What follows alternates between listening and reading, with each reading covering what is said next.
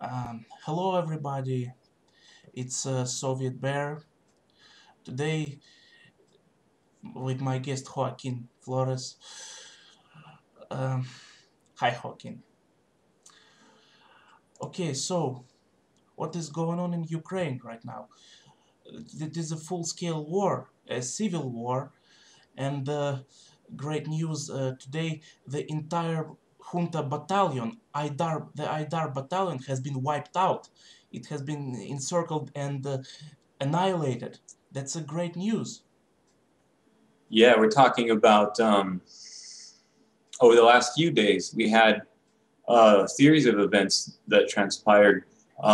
We can go back less than a week ago, and we had the transport plane was shot down by man-packable surface-to-air missiles, which were used by the Novorossiya militia, and they took out 49 people at one time, and that happened. We're just sort of catching people up with the timeline. And this came on the heels of conversations between Putin and Poroshenko about a possible ceasefire. This followed this discussion about the ceasefire happened right after over 1,000 Ukrainian soldiers were encircled and captured.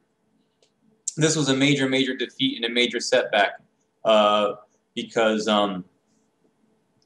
contrary to statistics online, for example, on the CIA World Factbook or websites that talk about the size and strength of various militaries, on paper, Ukraine had boasted hundreds of thousands of deployable soldiers. But in fact, after the Euromaidan and after the civil war broke out, we saw that Ukraine junta couldn't really muster more than a few thousand soldiers at a time. They had, I think, mustered a large group, and then those defected. So this is going back a few months. Every large group that they had attempted to raise, they had problems in the chain of command because various commanders and so forth had switched sides. Yeah, so also, now when you mentioned and shut down plane, shut down by Lugansk militia, also, there's a rumor that high-ranked NATO officers were on board of that plane, were aboard of that plane. Yeah, this rumor is going around, and it's quite possible because the U.S. response has also been very, very interesting. And right at the same time that the U.S.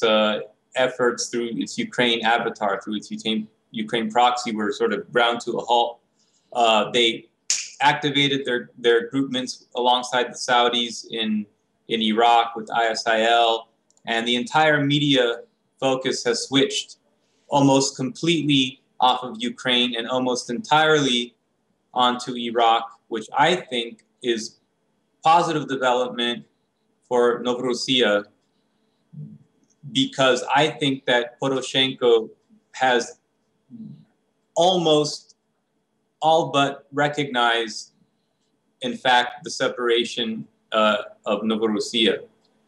And I think that this is going to be swept under the rug. It hopefully will go quietly. The U.S. is going to urge Poroshenko to continue the use of death squads and teams of hitmen, kidnappings.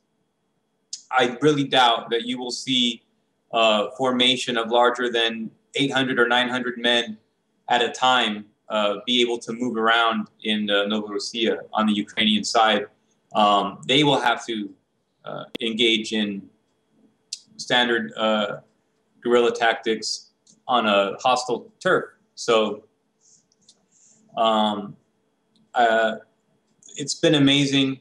I think that what we can draw from this, Yuri, is that what is clear is that when we looked at the situation 5 or 6 days ago, everyone was saying, wow, the Kiev junta is taking control, they're taking the initiative, they're shelling Slavyansk, they there was the water supply crisis. There was, the UN report, Yes. hundreds of civilians killed. And it looked like, wow, the Russians aren't doing anything. And the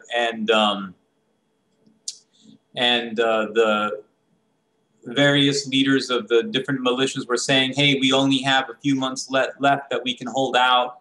We're running out of ammunition. We're encircled. And then, boom, it was like all of this was staged and scripted. That, we call this playing dead. I don't know what you guys call it. But this worked. And so they played dead. They played that they were on their last limbs. And then, boom, boom, boom, we saw all of a sudden magically, I think we can speak frankly here. I know that this is not RT and we are not Russian media, so we can speak the truth, which is that all along the Russians have been helping the revolution in Novorossiya.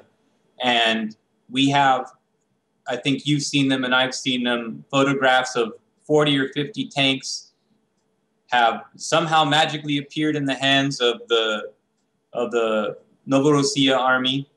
Magically? And they magically appeared. Do you think? I don't know where they got them from. Look, if Joaquin, we listen to RT, Joaquin, I think I know where they got them from. Artyomovsk. There is a military unit in Artyomovsk, a tank unit. So, believed to, Ukrainian armed forces, Ukrainian army is thoroughly corrupted, and the commander right. of this unit could possibly sell tanks to the to the militia, and he got away with the money. Yeah, that's just as likely as any other scenario. I mean, the whole fact of the matter, of course, is that Ukraine was until recently the number 4 weapons manufacturer in the entire world, and of course, most of the industrial production is occurring, in fact, precisely in the east, where the uprising has taken place. So, whether these people are corrupt or sympathetic, I mean, all of the militaries that switched sides in the beginning over to the pro-Russian side, one could say, oh, were they bought off? Were they corrupt? Or were they, acting out of some anti-fascist or anti-EU, whether it's ideological or pragmatic history will have to decide. But anyhow, these tanks magically appeared. And today we saw big tank battles, and we saw Ukraine junta take big losses. Yes, big losses. Look, Ukraine junta sends choppers, helicopters, planes, and the militia shoots them down. Ukraine junta sends tanks, BTRs, heavy armor, and it's also shut down by the militia. I mean, militia has RPGs, anti-tank missiles, it has portable anti-air rocket launchers. They didn't summon them out of thin air magically. I presume they have been covertly smuggled from Russia to Donetsk and Lugansk Republic. So people who say Russia doesn't help, I think they should shut up. Yeah, that's that it's a little confusing, because when you know the correct information and then you see people who we're friends with and who we work with openly and that we respect, and they're saying, basically that the Russians are doing nothing. On the one hand, that serves our aims on the propaganda level, because we have a small enough viewership that we can speak the truth. But, if we were broadcasting publicly, we would have to follow the script. The official script is that Russia is not involved. In the same way that we could say that Iran is not involved in Iraq yet, But the fact of the matter is that Iran is involved in Iraq, has been, and Russia is involved in Novorossiya and has been. So the thing is that an important talking point, and for building up sympathy in Western Europe, has been premised upon this idea that Russia is not involved, that Russia is only negotiating on the gas and on the European Association Agreement, and with Ukraine and how they will change the nature of tariffs. But other than that Russia's not involved. Of course, Russia's been involved, but all of the people whom we respect are, all the way up in the leadership, all the people who are leading the militias have also been saying, hey, we need Russia's help. Russia's not helping us. And I have to,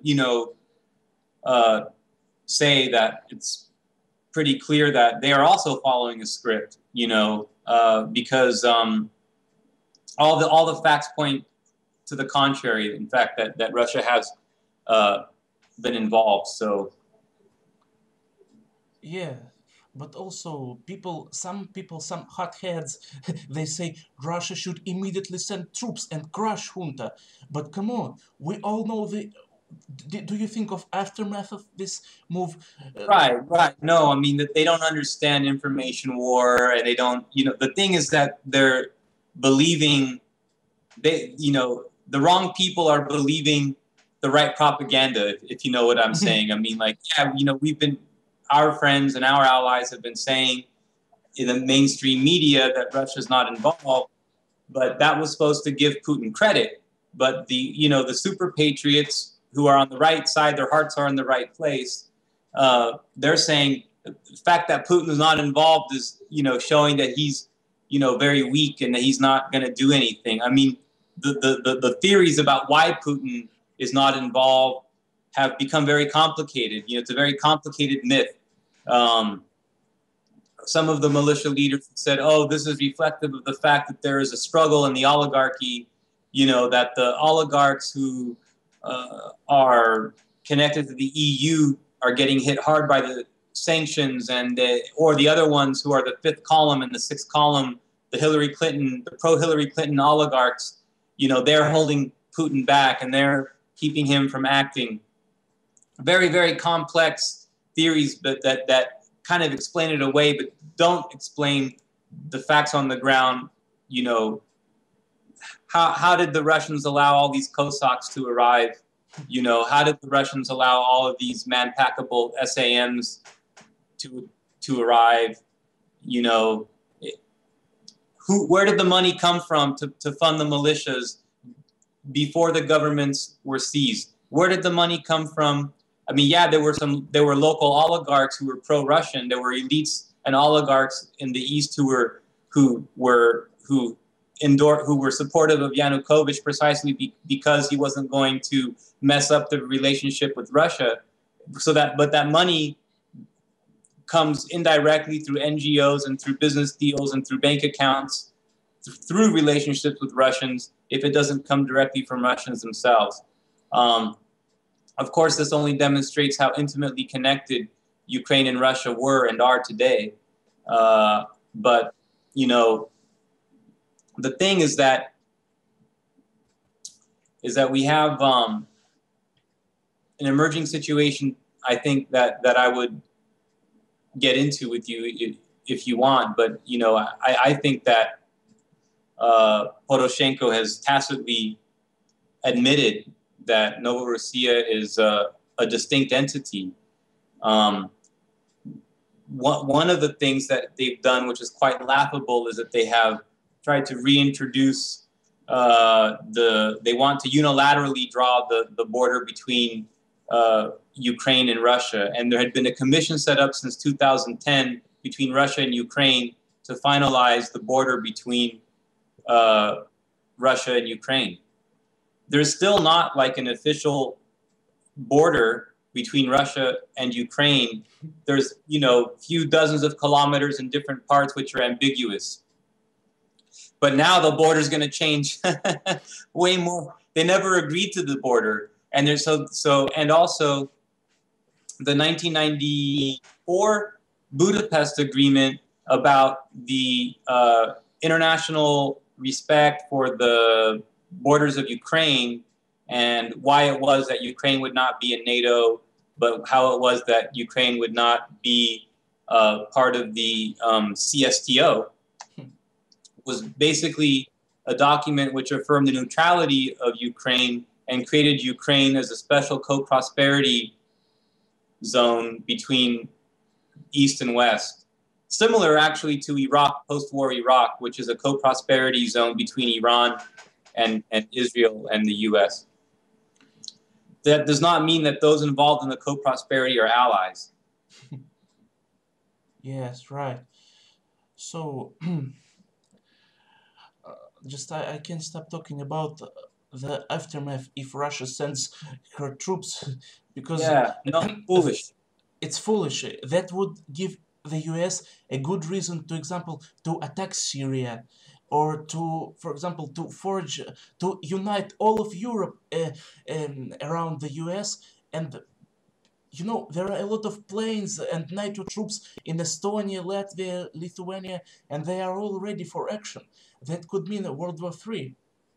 Right. I mean, it would mean, yeah, it could mean a World War III, but most immediately it would mean, you know, exactly what you've said. The pretext for the U.S. simply to attack Syria outright. I mean, it would lead towards an escalation and, you know, in all of these conflicts all over the world. You know, it's, you know, but when the ultra patriots say that Russia needs to attack and invade, it, you know, it serves a propaganda purpose, which is that it reinforces the erroneous belief that Russia has not been involved. So, you know, the thing is that this is being, as you said, propagated throughout the internet and throughout social networking. Even though, like, Shoigu has said, "Hey, we're ready to go," it's that's just how these information wars work. See, the problem, you know what concern trolling is? Concern trolling, it's a word we use in social networking to describe this. Yuri, can I explain concern trolling? Yes, yes. Okay, well, in 30 seconds or 10 seconds, concern trolling is just when you give advice to somebody to help them as if you support them, but really you don't want them to succeed. And the advice would actually hurt them. Yeah, okay, I understand. You see, bad advice that's given pretending like you support them, it's called concern trolling anyhow. See, okay. So Russia has been saying they're not involved, and there are sixth column people who say that they support Russia, but they don't. Okay, and they've been saying, "Oh, Putin is a traitor." You know, this is to get like the ultra nationalists and even some Eurasianists have parroted this line, but maybe for other more like for reasons. example, Alexander Dugin. I read his recent just what he publicizes, and he's a panic. He's in panic. Yeah, right. I mean, he's promoting the view that Russia is not involved, but this is precisely the same view that the Kremlin is promoting. So it's I understand where that position comes from. They are promoting the correct position. Dugin is being responsible when he promotes the incorrect view. This is Plato. This is called the noble lie. You know, are they lying? Yes, they're lying. If a man, if I see my daughter run down the street in front of me, and then I see a man with a knife running, and the man stops and asks me, which way did the little girl go? You know, I'm going to point the wrong way. You know, does that make me a liar? No, you know, it's called a noble lie. So it's the type of lie that doesn't characterize a person. In fact, it's a lie that's told in the service of the greater truth. You see, so when Dugin and Putin and Shoigu and Lavrov and Medvedev and the whole cast of characters say that Russia's not involved, and when they stage this false debate about should or should not Russia get involved, that is meant to create the illusion that Russia's not involved. I think I've said that like 6 different times now. I don't mean to be repetitive, but I think that's been established. Yeah. Okay, so since you've mentioned Iraq also multiple times, can we talk, say a couple of words about Iraq? So, Oh, I think uh, I I want to be wrong, but I think Iraq will eventually fall apart because of the constant civil war, war between sectarian wars, and the Kurds who want more of sovereignty, and the Iranian involvement, of course. And look, I'm monitoring news, and I see Iraqi army, the government army, they are losing to ISIL. mm-hmm, mm-hmm. Okay. All right. Yeah. Look, we can go back to 2004 when we saw the first maps. This is 10 years ago. So, I was involved in analyzing these events 10 years ago. And In 2004, we already saw the map that divided Iraq into like 3 or 4 distinct parts. There was going to be, primarily Sunni area, primarily Shia area, which is closer to Iran, and then there's going to be a Kurdish north.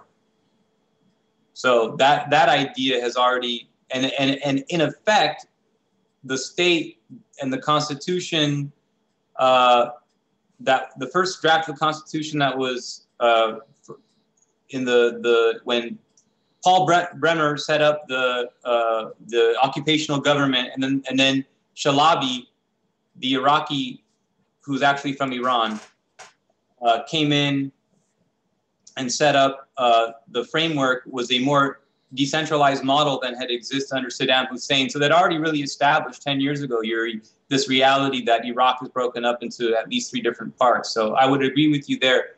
And to the extent that this could be further fragmented, of course, that's one of the goals of the U.S. as well. I think that ISIS or ISIL in Iraq will be crushed. And I think that they will lose quite soon, because I think that as big of a push that this is, all of the methods that they have been trained with are the same methods that have already been defeated in Syria. The networks have already been exposed. The individuals behind it are already known. And their tactics are already well understood.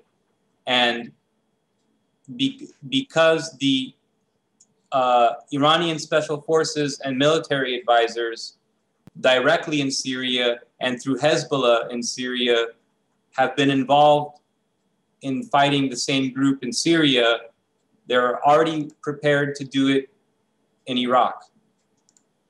So, but the Syrian issue divided the pan-Arab anti-imperialist movement, because those people who liked the resistance that Saddam Hussein offered the U.S. and those who were sympathetic to the Ba'ath Party of Iraq and who are therefore against the Ba'ath Party of Syria, and those are the same people who are anti-Iran and anti-Khamenei. They find themselves now in the position of having to identify more closely as Sunnis because they are Sunnis, but many were secular. Now the former Ba'ath Party remnants have a new syncretic ideology which melds strong elements of Baathism with a type of Sufism, which is not at all Sufism, but it is a rebranding of Wahhabism. It is Puritan Protestantism of Islam. It's calling itself Sufism, which is supposed to neither be, of course, Sunni or Shia, but it in fact is Sunni, and only Sunnis can join. And they don't profess that it is Sunnism, but they use the same rhetorical arguments about the same rhetorical arguments as the Salafists and Wahhabists do. So, but Iran the U.S. is trying to use the same tactic in Ukraine as they're now implementing in Iraq, which is to bring Iran on the ground. They want to be able to have it as a media public thing, that actual like Iranian flag, Iranian uniform, regular and special forces dudes are in Iraq. That's what they want. That's what they want in Ukraine. Because for the same reasons that you said, then they can go back to the public, to the media, and they can create the hysteria and say that they're the ones who are invading. They would love to say that Iran is invading Iraq. They would love to say that Russia is invading Ukraine. That's not going to happen. It's only going to be through proxies. And the U.S. is very stupid and very arrogant and very foolish to think that only the U.S. knows how to use proxy armies. So, you know. Yes. Okay. So, analyzing of the situation in the whole world, I mean globally, it seems to me that I'm getting more and more convinced that really the U.S., or I mean the elites of the U.S. and of the West, they want World War III. If you look at the politics today, at for example at the juntas, Ukrainian junta decisions and the EU elites decisions, you say it doesn't make any sense. But if you remember that the US elites and all the Western elites want World War III, you understand. Okay, now it makes perfect sense. It makes perfect sense. Right. Well, that's, they do want. They want World War III, and if they can't have World War III, they're going to make a war on the U.S. people of the U.S. The war will be on them too. I was just discussing this with a friend earlier today, but I will share with you that what is really emergent is that starting in the 1960s, you had first anti-consumerist movement, hippies, and then you had punks, and then at the same time around the anti-nuclear movement, right? You also got the environmental movement, Greenpeace and environmentalists, and then that's sort of on the left, and then on the right you have people who are constitutionalists, people who are living in smaller towns, more agrarian farming communities. You have the militia movement, and you have also the libertarian, minarchist, or federalist or confederalist viewpoints about political organization in the United States. Okay. Then what the U.S. is going to do is try to manipulate all of these movements, because the United States, because it's losing its wars, is going to have to manage its own population. The U.S. is going to be cut off, or is going to face extremely expensive goods and services. So they're going to promote a syncretic version of these anti-materialist cultures, like Wahhabism was used against Pan-Arabism to lower people's expectations. And it's an interesting conundrum, because I sympathize with anti-modernist and anti-materialist movements too. And I have also great fears about the direction of technologies. But what the US is going to try to do is promote an anti-technological, anti-consumerist, anti-materialist culture. The reason that, starting with really Paris Hilton and transforming into Kim Kardashian, the reason that that's being promoted, I know this is funny, but it's all connected. The reason that this is being promoted is to ultimately provoke a backlash. People are going to see these people like Marie Antoinette, who says, "Let them eat cake," and people are going to say, "Take to the guillotines," right? So people are going to associate consumerist culture with Kim Kardashian, and they're going to stage a countercultural rebellion, which is going to lower people's expectations, lower their consumption of goods and services, which will make the United States manageable, either in the context of World War III or in the event that the U.S. is not able to get its World War III. We are going to see a big cultural shift in the U.S., in some ways for the better. Hopefully it'll get out of control, though, and the elites won't be able to manage it. How that works out, I haven't been able to put thought into, but other people have, and I would suggest reading them. But that's what I foresee happening over the next 5 to 10 years in the U.S. I don't think, Yuri, that the military command has gone through, in the U.S., has gone through enough changes.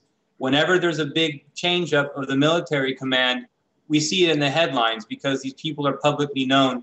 And these are the generals who are the ones consulting, are on the Joint Chiefs of Staff, or are under the top generals who sit on the Joint Chiefs of Staff.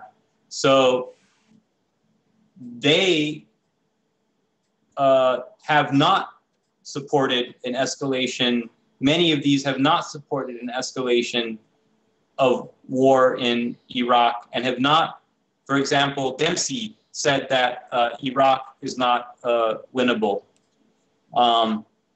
He's very respected. I don't respect him, but he's respected for his expertise and his generalship. In Ukraine, and I've said this before, Yuri, the U.S. does not believe that it can win in any of the traditional definitions of victory, does not believe it can win a land war in Eurasia. It was never believed. That is not doctrine. Anyone who's studied geostrategy or maybe had a background in military school can tell you straight up, no land war in Eurasia. Yes. Can't win it. Can't win it. So this doctrine hasn't changed. You know, there are scholarship contests that go on from military schools all the time, and there's been numerous PhD that have been argued, and in these dissertations, people have tried to say how the U.S. could win land war in Eurasia. There's no conventional way using second or third generation warfare that the U.S. can win. Only through fourth generation warfare, which is holographic warfare, the combination of social networking, fake grassroots, we call AstroTurf, social movements in the image of Gene Sharp and Saul Alinsky. Only through these methods can you create instability, coup, and you can tear down a society, erode it from the inside, promote counterculture, promote nihilism, promote consumerism, promote a destruction of the nuclear family, promote destruction of small town values. That's how they can try to weaken the state, soften it on the underbelly, and then go in with a divide and conquer strategy using local breakaway, local breakaway new republics. One plan is to divide Russia into several dozen smaller republics, which could be manageable by the U.S. Students write papers and they get scholarships to go on to PhD programs based on being able to produce coherent 40, 50-page papers which outline the possibility of doing this. So this is not like something which occurs, only in people's imaginations. Okay. If that really happens in the US, I must say I do feel sorry for the ordinary American people.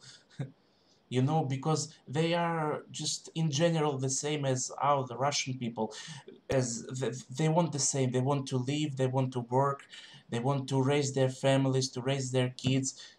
In general, we are all the same, but Yes, yeah. You know, there's high degree of chauvinism in the U.S., but this is like a psychological disorder. But after the U.S., I'll say that Finkelstein, who, you know, the academic on issue of Israel-Palestine, he has said that he has sympathy for Hezbollah because he thinks that only way that Israel can stop its madness is if it suffers a serious military defeat. And I think that the only way that the U.S. will stop its madness is when it faces a serious military defeat. Defeat. Not Vietnam, a real defeat. You know, it's the U.S. has not ever suffered a real defeat which broke the back of the military command and which exhausted the resources of the military-industrial complex. In fact, Vietnam was very profitable for the military-industrial complex and did not leave the U.S. in a worse situation geopolitically or geostrategically, culturally perhaps. But you see, the U.S. is very fragile, and it's composed of many different contradictory tendencies, and its geography is unmanageable. The people in different parts of the countries don't relate with one another. So, you know, New Yorkers don't like Angelenos, and people from San Francisco don't like Angelenos, and people from the Pacific Northwest don't like people from the South. People from the West Coast don't understand people from the upper Midwest. They think they're like Canadians.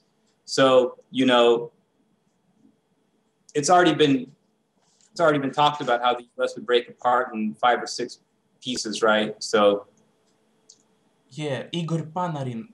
You ever heard of Igor Panarin, a Russian writer who has predicted a U.S. falling apart in 6 or 7 pieces? Is he former military? From the military? Is Panarin from military background? Oh, I don't know exactly what's his background, but he wrote a book about it. Yeah, well, these are the types of academic pieces which are written in the U.S. about Russia breaking apart into, you know, 10 or 12 pieces. So, you know, I mean, I think, yeah, they should keep dreaming. Yeah, right. You know, it's situation now in Ukraine. You know, the thing is that there was a recent getting on that. You know, and we talked about Dugin. Yeah. Gubadev said something about Dugin needs to offer more support and less theory and more support. Practically. Yeah, more practical, right, solutions. You know, I think, look, Gubadev's whole career is, as you know, been following Dugin, and he was like a neo-Nazi in the 90s, and, you know, then he saw the Eurasian light, so to speak, and now he considers himself like a socialist, and he's, you know, his people defended the statue of Lenin. So, I mean, the whole thing, we live in such a strange world now. I mean, left, yeah. right, melting together, and up is down, you know. Yeah, the world is strange. I realized it during the first anti-Putin protests in Russia, December 2011, Bolotnaya Square protests. Yeah, I see ultra radical Russian nationalists, standing side by side with LGBT. What Right. the hell? What the hell? Ultra Right. nationalists stand side by side with LGBT. What? I don't believe my eyes. Yeah, that's the same thing in Ukraine, right? That's the same thing in Ukraine. I mean, the Pravi sector is, you know, it's all, we call them Hillary Clinton brigades, you know. Hillary Clinton brigades. Yeah, that's how you see the world. You know, the thing is that people who don't understand fourth generation warfare, people who don't understand information war, psychological operation, black operation, people don't understand false flags, people don't understand hoaxes, you know, they're living in the 20th century. We're only in the first 2 decades of 21st 21st century. century. Yeah. And, you know, everything's changed. You know, you can't evaluate people or movements based on ideology or their backgrounds. You know, I mean, it's there's so much melding of Hollywood and stagecraft and social networking. You know, the first like month of the war in Novorossiya was like a holographic war. I mean, there was nothing even going on. And, you know, God forgive me for saying so, but total civilian deaths in all of Ukraine since this whole conflict started are still less than 1,000. I'm not trying to at all, you know, downplay that, but when you compare that to the millions that were displaced in Iraq and the hundreds of thousands killed in Iraq, the millions displaced from Syria and the tens of thousands of people killed in Syria, the conflict in Ukraine against Novorossiya, which is not a civil war, but is a war between Novorossiya and Ukraine. Yes, no longer a civil war because... No longer a civil war, right. It is now a war of national liberation, which is also simultaneously going through a second stage, which is a socialist, a Soviet type of revolution, where an elected Supreme Soviet has the authority to nationalize companies which refuse to pay taxes. Yes, yes. Kick those oligarchs hard. Yes. They must answer, they must respond to the people for the property they privatized, or as we say, privatization. Yeah. Right. Yes, privatization, yes.